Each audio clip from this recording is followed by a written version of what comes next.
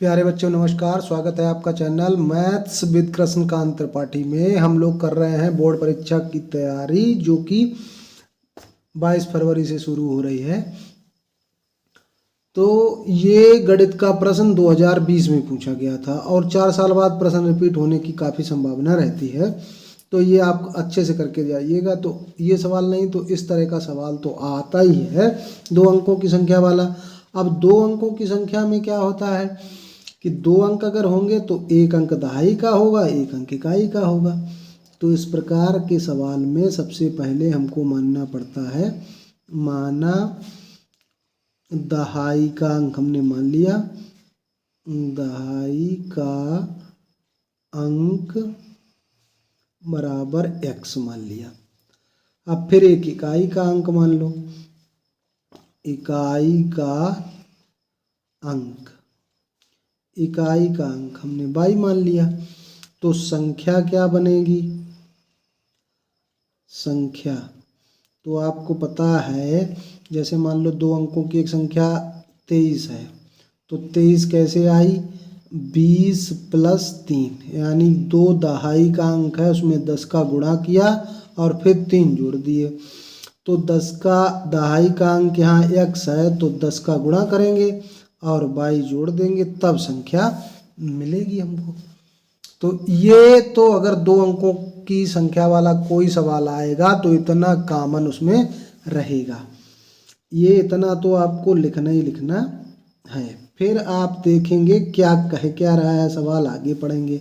प्रथम शर्त वो कह रहा है 2 अंकों की संख्या में दहाई का अंक इकाई के अंक का तिगुना है।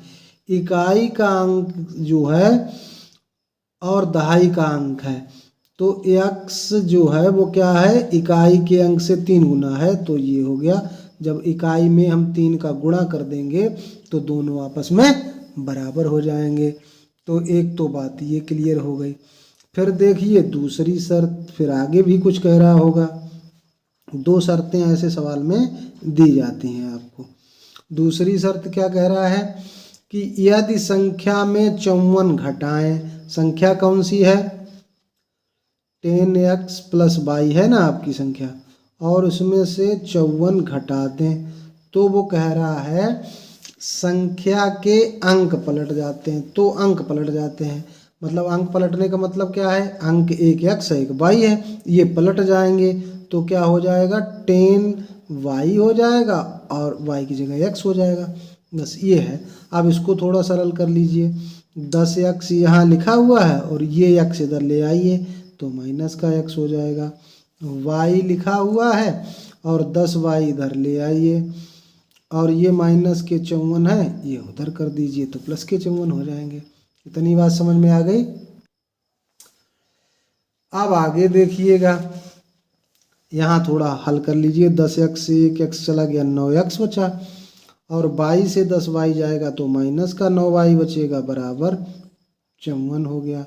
अब 9 का भाग जा रहा है पूरे एक समीकरण में, तो 9 का भाग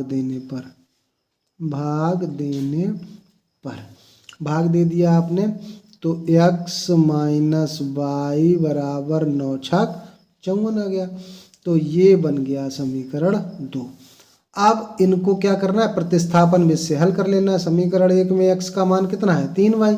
तो समीकरण 1 से x बराबर 3y कहाँ रख दो? समीकरण 2